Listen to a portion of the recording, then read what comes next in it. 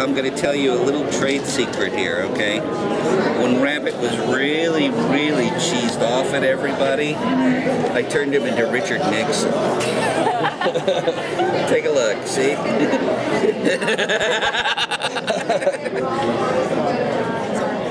It was one of the great thrills of my life to be able to make Robin Williams laugh. Yeah. You know? You don't get those opportunities very often. So I take it the Genie was probably your favorite to animate?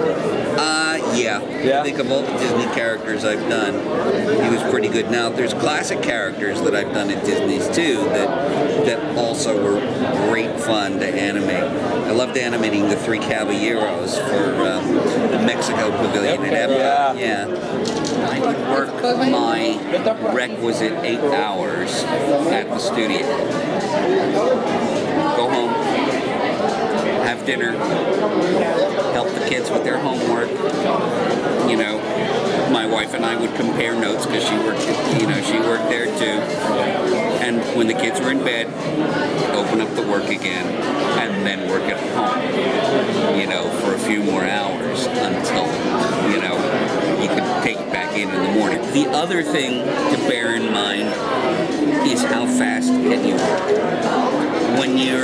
When you're skilled enough to be able to work quickly and confidently, then you can have more time to do your outside projects and things like that.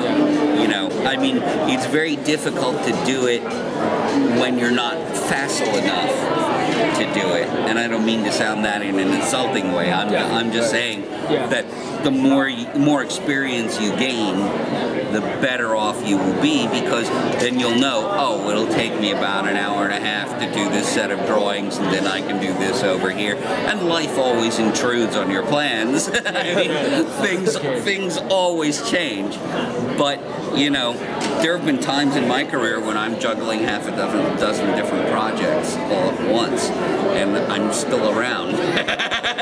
The downside is that you also have to be excellent and fast.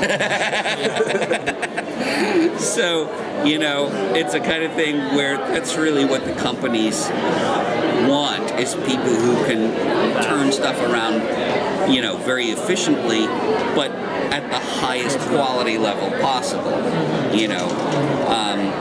And that just comes with experience. I'm fortunate enough to be married to a woman who is also an animation artist. You know, my wife Susan is an art director. She understands. And so she understands. She's in the same boat I am. She has deadlines. She totally gets it. So it's so much easier for the two of us, because we're already on the same wavelength. There are times on Pocahontas when Susan was in cleanup, and I know they'd be, you know, cranking for deadlines, so I'd take a few in-betweens and and do them. It's a kind of thing where we were fortunate enough during that picture to have Susan's mom out here in California. She could look after the kids a lot of the time, but you don't ever push them aside or anything like that. It was always very important for us to be, you know, involved with our kids, you know, in meaningful ways. And, you know, while sometimes deadlines beckon, the other thing you can do is trade off.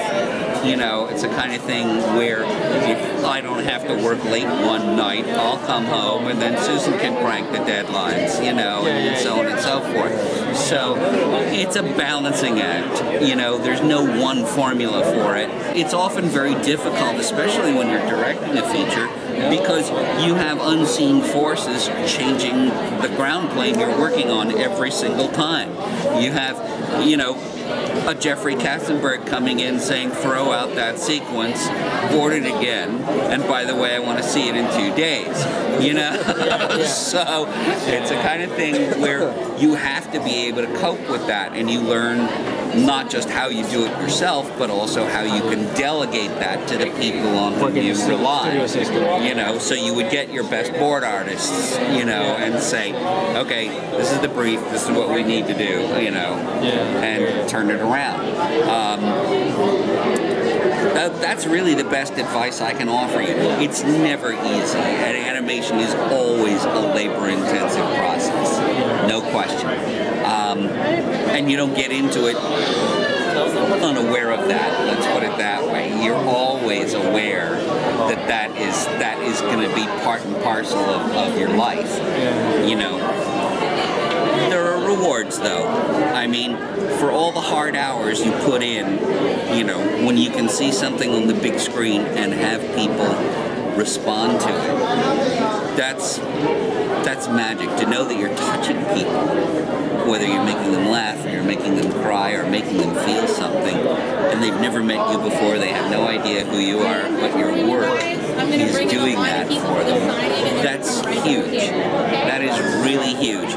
And as a family, your kids grow up with that. Your kids and your spouse know how far-reaching that work is, you know. And often we would bring our kids in on the process. I'd bring story reels home and have my kids watch it and get comments from them, and they would absolutely feel like they were involved, and they were. You know, I mean, if we're making films that are partially for children, then you may as well have children react to them and see what they think, you know. And so that was always great, and I knew if my kids laughed, okay, that joke works, you know. So it's a kind of thing, you know, and they got to be pretty good little film critics after a while, you know. So, you know, try pitching your kids a sequence once in a while and seeing how they respond. You know, kids are very quick. You know, they pick up on details and things very, very, very quickly. So it's often quite inspiring to see how they react to things, you know, and they'll often pull something out of left field that you hadn't thought of at all. You know, why is this character doing this when blank, blank, blank? It's like, why didn't I think of that? Do you have any examples of your kids actually doing that? I'm trying to think of some now. No, Dad, that doesn't work. Man, I'm trying to think of it.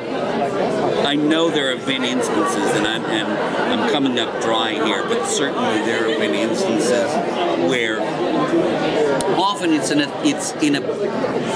a story reel where I would know that something isn't working, and they'd pick up on it. I see. And I'd say, well, it's interesting you said that because... It's like support. Yeah, it's support, you know. And often, no matter what audience you're showing stuff to, there's safety in numbers. The more people who look at a reel and say, that's not working. You know that if 20 people tell you that, okay, better change that. It's not an outlier. You know, it's clear that it's not going to be flying because several people have already told you it's not flying. You know, and sometimes they can be kids, and sometimes they can be your peers, and sometimes they can be, you know, anybody. The other thing is, a good idea can come from anywhere. You know, it doesn't matter if your title is director or your title is, you know, cleanup artist or your title is you know, coffee lady. A good idea can come from anywhere. Jeffrey used to have sessions with the animators when he was at Disney's, where not only he'd want to punch up gags, but also, you know, look at the reels and see how he could how things could be plus. Sure. So on Aladdin, okay, one of the things that the genie talked about, his complaint about being the genie, was, you know, fantastic cosmic powers. Living space. Okay. So we're watching the last reels of Aladdin, and Aladdin has tricked Jafar to turn into a genie. Okay, so he can trap him in the lamp. So Tom Cito, great story artist and was also an animator on the Genie, comes up with this great idea. Says, as this sequence is happening, he says, will have Aladdin say, "You wanted to be a genie, you got it," and everything that comes with it.